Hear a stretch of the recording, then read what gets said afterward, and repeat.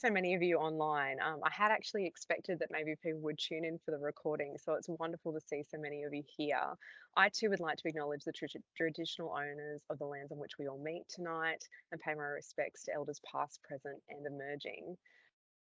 The becoming an employer of choice topic is a really interesting one, especially with what we're seeing across the state at this time.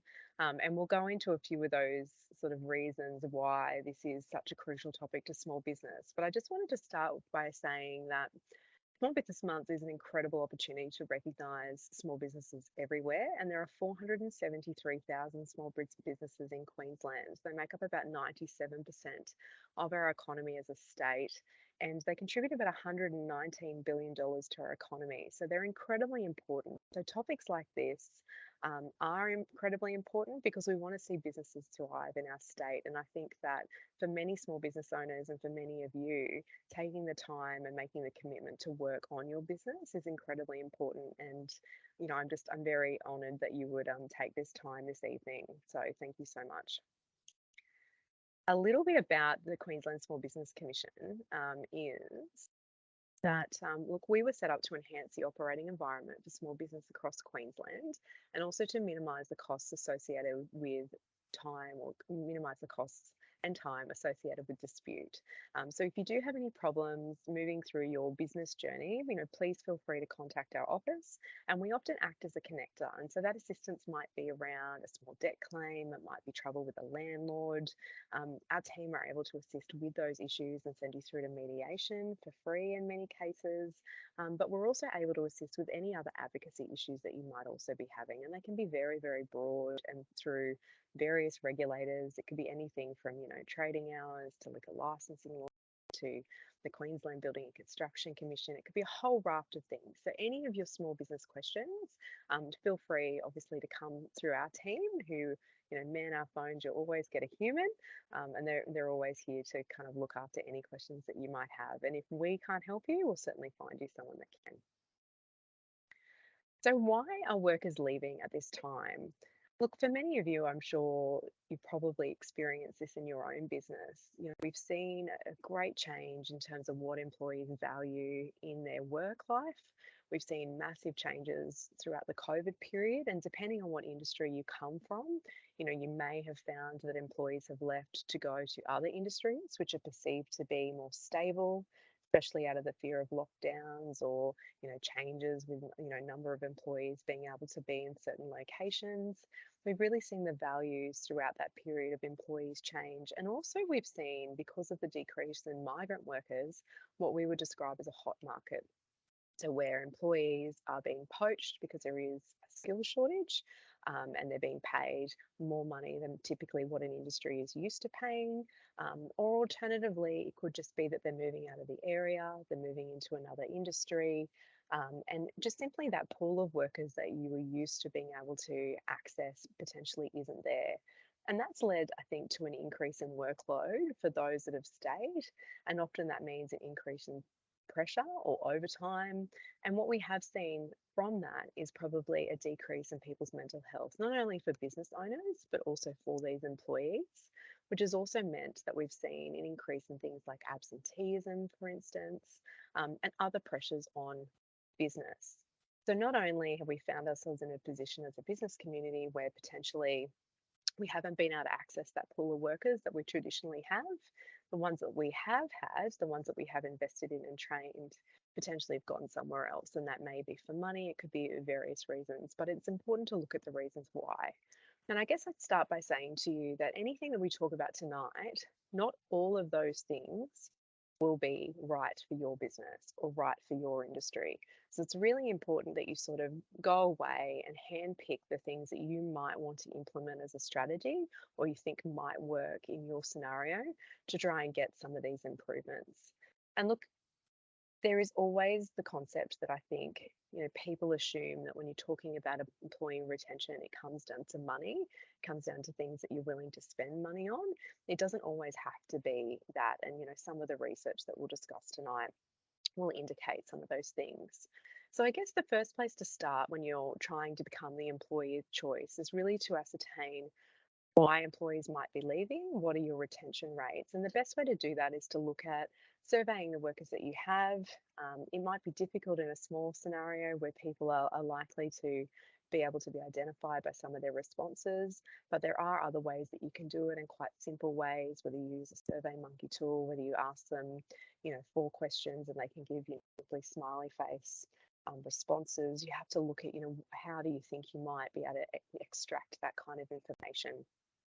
You also need to have a look at, maybe interviewing those people as they leave, looking at those termination or those resignation interviews where you have a discussion about what were the things that, individuals liked about your workplace, what were the things that they think that you could improve on, amongst other things. And often we find that as people exit the business, they typically tend to be a little bit more honest. And look, some of that can be very difficult if you're an owner and a founder and you put lots of work, into creating a particular culture or a particular brand. You may not always agree with what they have to say, but I guess, it really is about taking that feedback and what you're going to do with it. So it's important to make sure you understand why workers are leaving, just so that then you can look at, what are the things you're going to do that might, change those retention rates.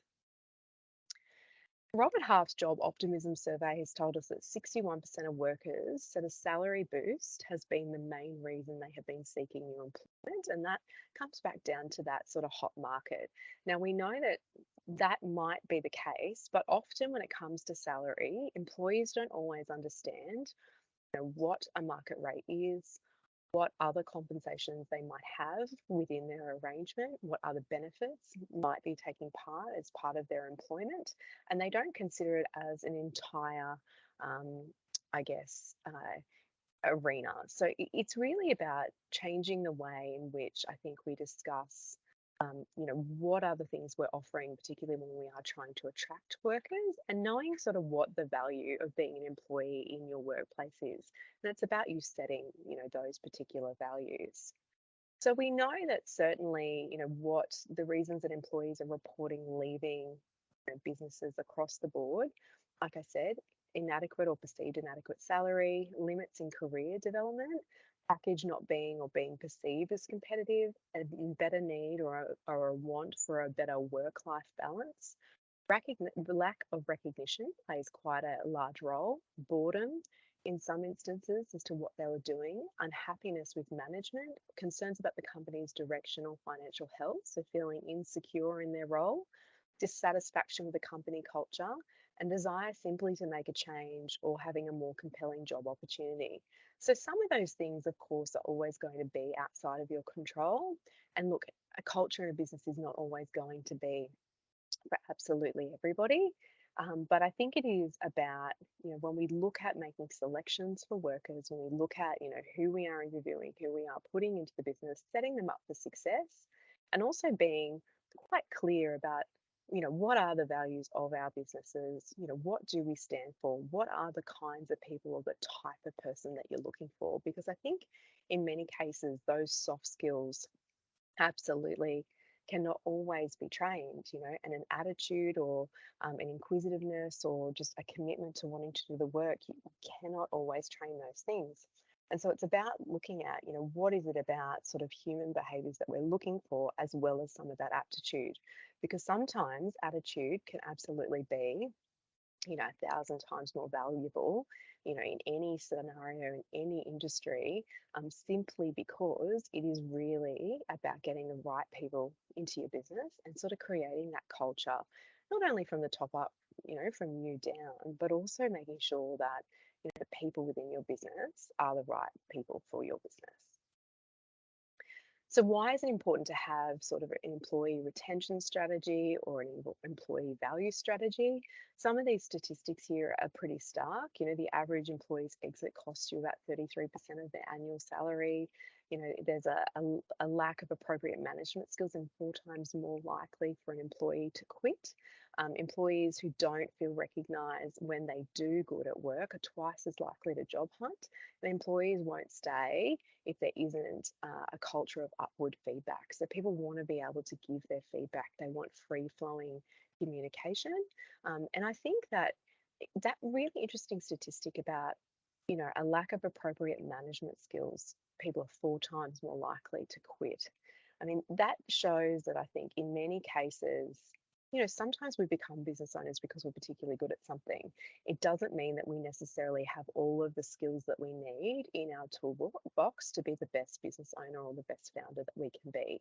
So, taking the time not only to invest obviously in your employees, but also to invest in your own learning or to invest in the learning of the people that are managing your staff could, in fact, keep some of your employees for longer. The Tiny Pulse Employee Retention Report by Limeade also gives us some really interesting data. And in fact, they reveal that about 60% of employees were happy in their current roles, but would be encouraged to leave for more money. And I guess that's not necessarily surprising given interest rate rises, cost of living rises.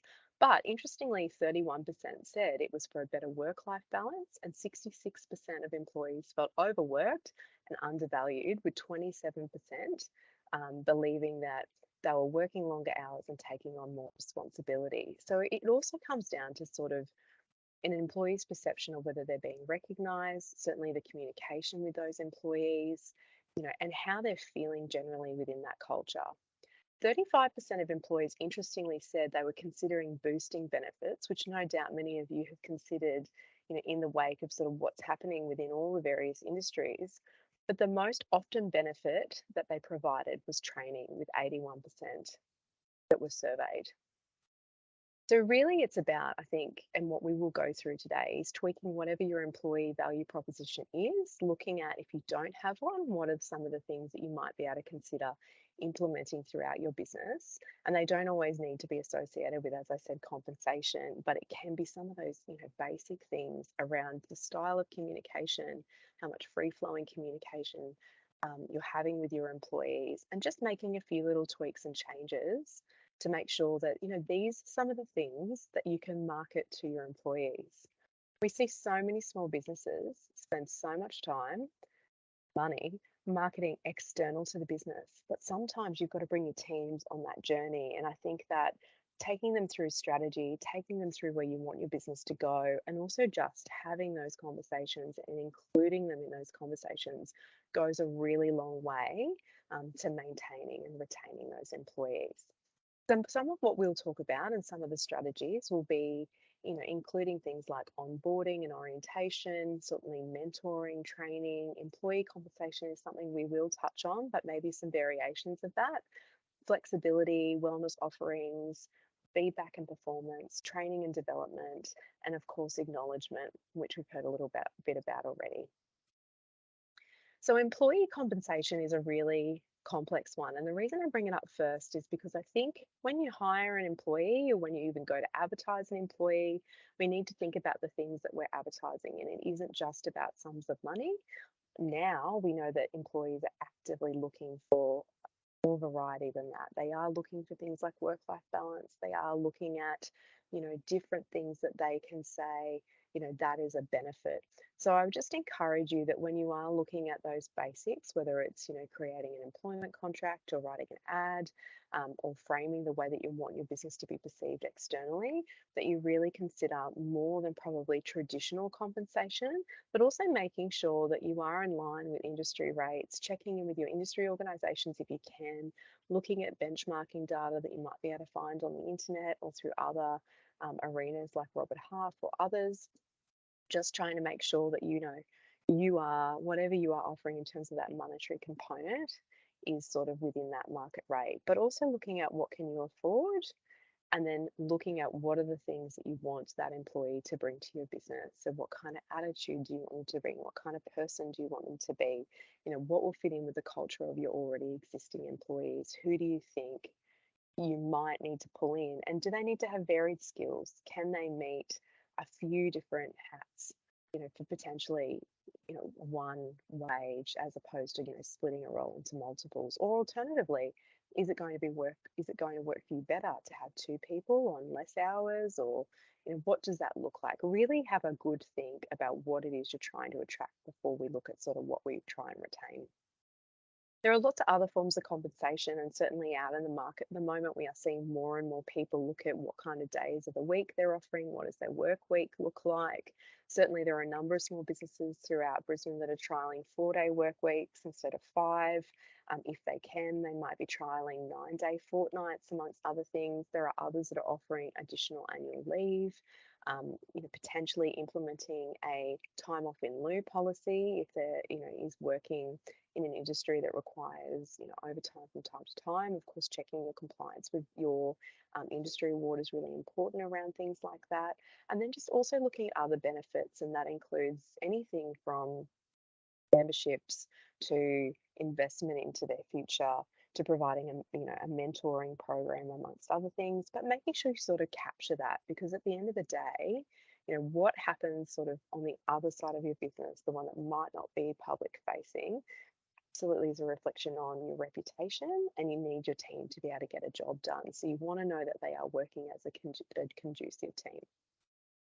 So, like I said, make sure that you seek advice, especially when it comes to things like, employment contracts, whether you're under the award, making sure you're compliant with that, looking at policy documents amongst other things, and certainly industry benchmarking. And I guess the reason I talk about that is because what we want to do is really provide an enthusiastic welcome for any employee that enters our workplace. And a lot of that comes down to, not just having a really clean and easy interview process and making sure you pick the right people.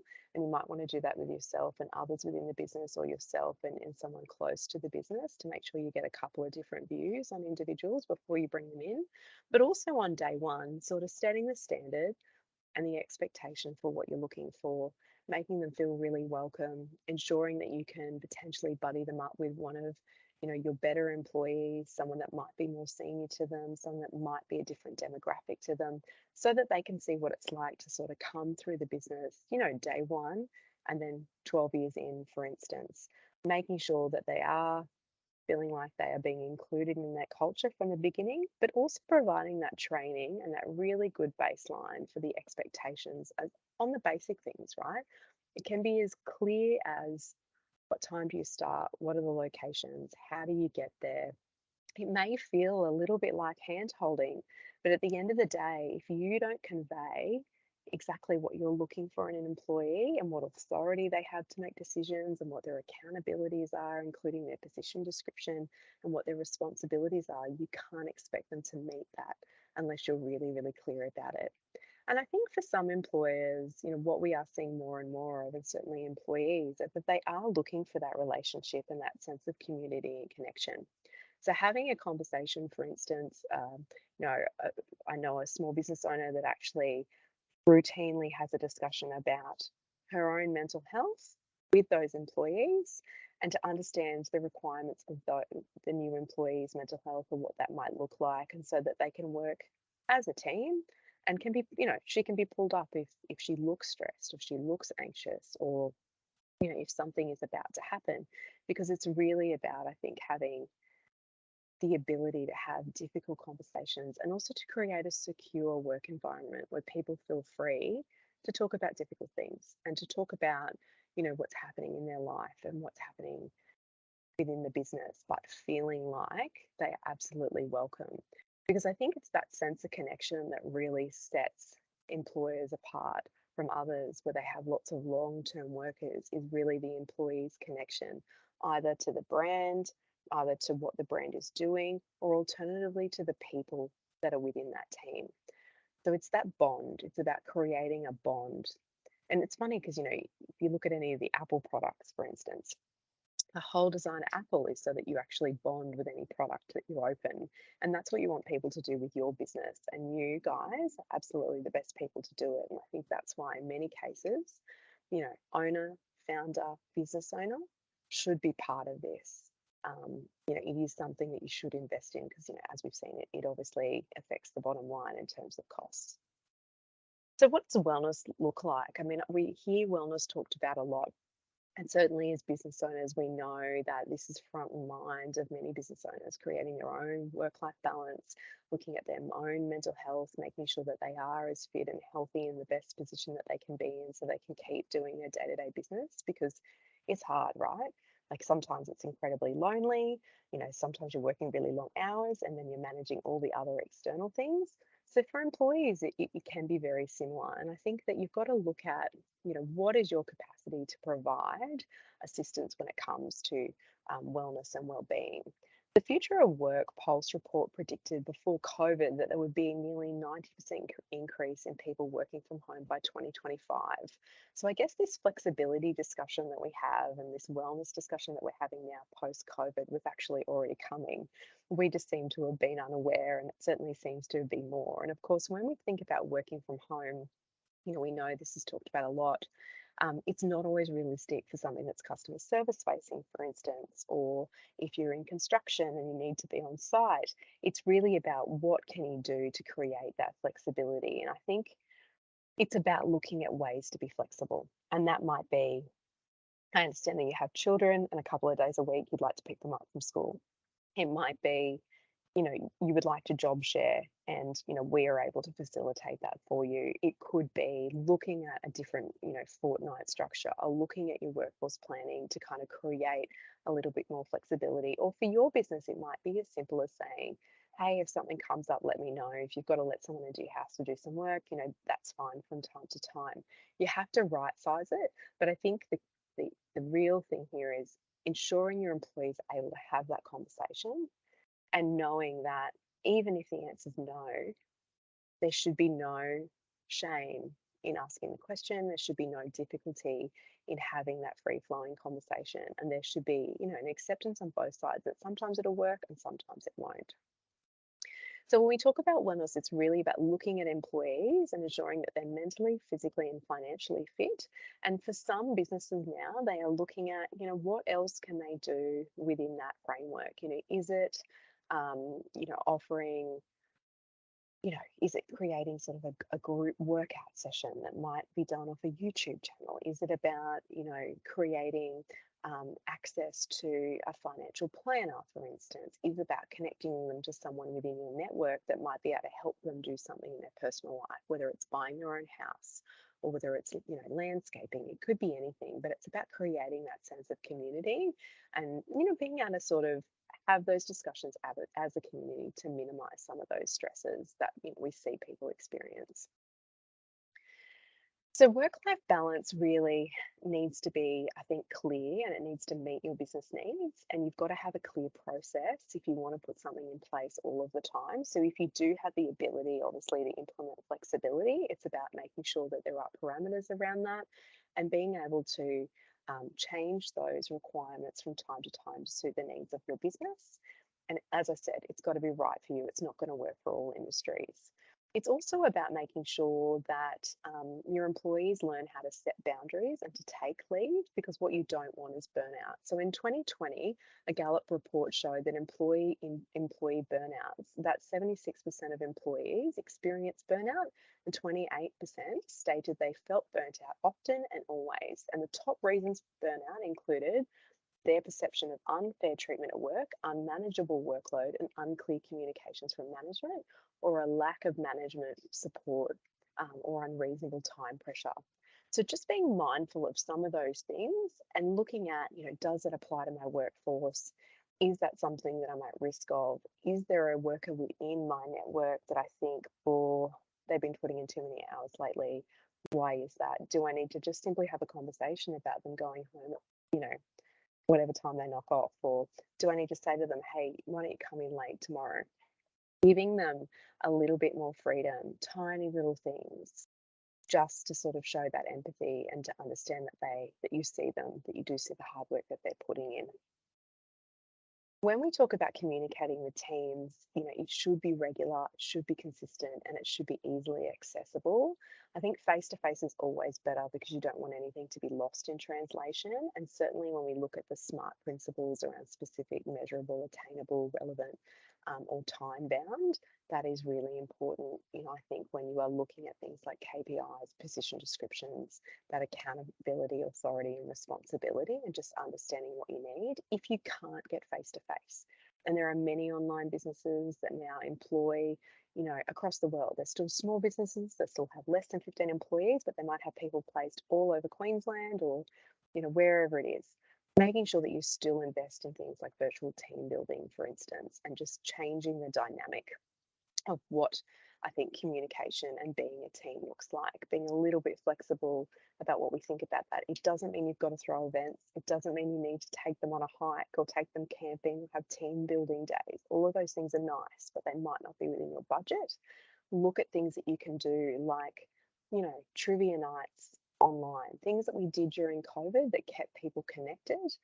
Find ways to connect with people and just to understand sort of what makes them tick. Because for real employees, it's not going to be money, it's not going to be flexibility, it may be something else, and it may be training, but it's up to you as the owner and business owner to look at what is going to work for them.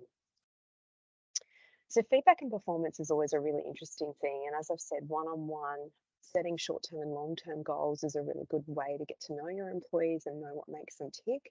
And also professional goals. I think the thing about professional goals is that you can, obviously use them to benefit where you see your business going or looking at a strategy moving forward. But it's important to prepare for those discussions, make sure you present them with the big picture of what business is doing, where it's going, how it's feeling, and what your vision is, because often that's where that dialogue starts. And look, just make sure that you are, I think, focused on a fix. If there is a gap, for instance, how might we improve that? Having those really free flowing discussions before it gets to, say, a full performance management process can often make things easier, because often employees will self identify. But being able to say, hey, I'm having a really hard time, I'm not doing a great job at the moment, creating some of that security in being vulnerable often means that you will retain a worker for longer. Acknowledgement has played out really very much in some of these statistics, and I think it's about celebrating the little wins as well as the big wins. And for some employees, that's going to feel like small things. If they're a junior secretary, or if it's their first time job, or if they're an apprentice, it's about really celebrating some of those milestones and making sure that you see them. And I think it doesn't have to be, when I say celebrating, I don't mean let's pop champagne every time they do something amazing. But what I mean is acknowledging the hard work, acknowledging that they put lots of hours in, acknowledging that, they stepped up today, or they've stayed back to help, a particular client, or you've got really good feedback about them, making sure that they understand and that they do hear that, and that the group hears that as well, particularly when it's praise. Because often we find that when you praise as a group, it has a ripple effect, and then other employees start to praise each other, and also then they want also that affirmation. So it sort of creates an environment where people are positive. They want to do better, they want to acknowledge their peers, and they want to operate as a team or as a unit. And I think that's really important. So I think when it comes to acknowledgement, there are a few other things that you can do, including investing in their future. And investing in their future doesn't always look like training. It can look like mentoring opportunities for growth as well. And often I think people think mentoring, that's going to be a lot of coffee, it's going to be a lot of waste of time. It doesn't have to be. I think there's a few ways to do it. And we know employees are 20% more likely to stay if they believe their careers are progressing within the next 12 months. We know that 70% of employees say that they will be forced to leave their companies to advance their careers. So I think this component around how can I invest in employees to get them to continue and to stay, and to know that there are opportunities, is really about being able to see what they can be. So often it's about budding, your new starter who might be a junior with someone who's been there for a long time. Sometimes that's yourself, sometimes it's not. Or alternatively, it could be someone that's connected with the business, maybe someone that's been in the business for a long time, but has now exited, or a great supporter of the business, or just someone that has the skills that's able to invest in that person and provide them with that candid feedback about how take the next step, what they might do in a certain scenario, how they might obtain skills. But it really does create an increase in soft skills. It certainly broadens perspectives. And we know that it helps to build confidence of those employees and can create lifelong relationships with that particular business. So we know for many businesses that are able to retain workers for a long time, it comes back to that connection either to the place, to the brand, or to the individual that's running it, or the individuals that are within that business. So when we think about training and development, I think for any small business, it's important to right size again. So you've got to identify areas of professional growth that are going to impact not only the individual, but also the business. You need to decide the best way to upskill the business, and then don't forget about those soft skills. It is also about succession planning. At some point, you want to be able to say to someone else, you can run the team, and you want to be able to trust them. So it's about making sure that you pick the right people for these jobs, and that they have the right skills to set them up for success. Some of the things you might want to consider are things like virtual training, micro learning or micro credentials, mentoring, peer to peer type scenarios, or even providing financial support for them to go off and do some training. There's been a whole raft of investment by Queensland Government when it comes to workforce strategy. And at the moment, there's been an investment of about $70 million in terms of that workforce strategy. And that includes a whole raft of various different options in terms of training, not only for business owners, but also for employees. And when it comes to things like workforce planning or looking at your structures, there's actually a free micro credential and a business planning credential through the University of Sunshine Coast, which you can access through the Department of Employment, Small Business and Training. And you can actually go along as a business owner and sort of upskill yourself in things like managing your workforce plan, managing your business plan, and just sort of, doing some more investment to make sure you're the best kind of business owner to create that employee value strategy. The other thing about the Queensland Workforce Strategy is really that there's a huge variety of supports there. So reaching out to your industry workforce advisor as well, if you are looking for individuals or looking at things that have worked in similar businesses to yours, they can point you in the right direction, explain some of the other scenarios and trends that they've seen within the industry, no matter what it is. So even if it's retail or construction, or it might be a service industry, it might be events, it could be hospitality. There will be varying different workforce advisors that will be able to direct you to some of those resources. There's also the Workforce Connect Fund to have a look at, the Mentoring for Growth program. So if you've got a particular issue, maybe you want to set up a mentoring program, maybe you want to really sit down and work out, you want to document your employee value strategy, you can actually go to the Mentoring for Growth program, and they can connect you with one of 330 free mentors. And you could have, 2 one-on-one sessions with them to work out what are you going to do next? What does that look like? And they can help you through that process. There's also the Diverse Queensland Workforce Program, because of course, if you are looking for a pool of workers and you haven't had any luck, they will also be able to connect you. So we'll certainly share all of these slides. You'll be able to get access to a lot of this information, but I would really encourage you to continue to engage, whether it's with the mentors or whether it's the department, or even if it's with the industry workforce advisors. That is really where you'll get, I think, some tangible inputs to your business to make some of this easier. Currently, there's also a grant when it comes to human resources for about $5,000 through the Queensland Government, where you can get some of that support as well. So if you're considering, how do I implement a policy? What does an orientation program look like? How do I onboard, amongst other things? There's information and certainly access to funds where you can get some of that support. And I think from a wellness perspective, certainly for the business owners that are tuning in, it's very hard to create a good culture if you're not feeling great yourself. And if you're not comfortable having those conversations, access to the wellness coaches, which are provided by the Queensland Government, can work absolute wonders, and they can work with you through any of those struggles and sort of, as I said, allow you to be the best sort of business owner and founder that you can be, because it really does have a trickle effect. So I think, the big takeaways really, when it comes to, being an employer of choice, is to understand what your employees value, what others in your industry are doing in order to retain, understand what your current employee value proposition, like what do you already offer? What are you going to offer to make it better? Why are they leaving? Are there things that you can tweak, for instance? Understand where it needs tweaking and making some of those changes, right sizing a strategy for your business, looking at, what can you do collectively to create cohesion. What can you do to improve communication? Do you need to put in place more team meetings, for instance? Should you have more one-on-ones? Is there a workload problem? Do you need to look at more resources or temporary resources to give your current workers, time to breathe, right? And time to not be burnt out, or so that you can say, I acknowledge you, I can see you, I want to invest in your wellness. And look, at the end of the day, it's all about communication. It's about communicating and often communicating again, and doing it in multiple forms, whether it's via Teams or face to face, or through an intranet, or sending an email. And remember that acknowledgement goes an incredibly long way, and we've certainly seen it in the data. But at the end of the day, you can have the best strategy in the world, but culture absolutely eats strategy for breakfast.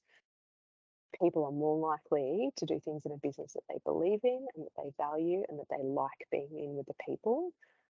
And it's really about creating that awareness and that safe environment, to have any kind of discussion, but always to get on with it as a team. So hopefully that was helpful. It was a lot of information about soft skills. If you need any further information about, anything to do with small business or what Queensland Government has on offer, please feel free to contact us at the Small Business Commissioner's Office. Here are our QR codes. As I said, we'll make these slides available to you so you can access them. But if there's anything we can do between our office and certainly Business Queensland, we really are very much here to help, and we're very committed to making sure that Queensland is the best state to do business in. So thank you so much for attending tonight, and I'm happy to take any questions.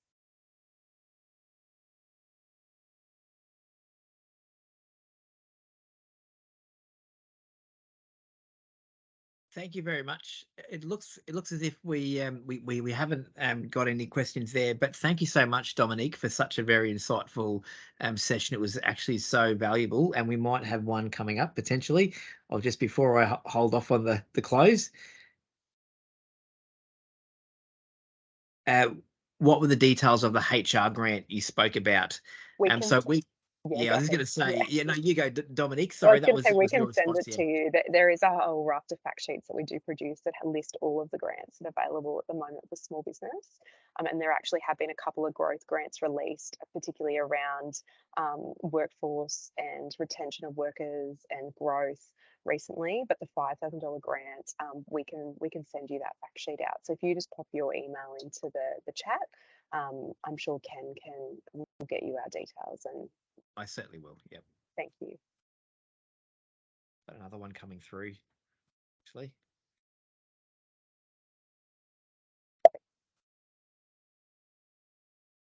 Okay, yeah. So look, thank you. I'd just like to formally close the event.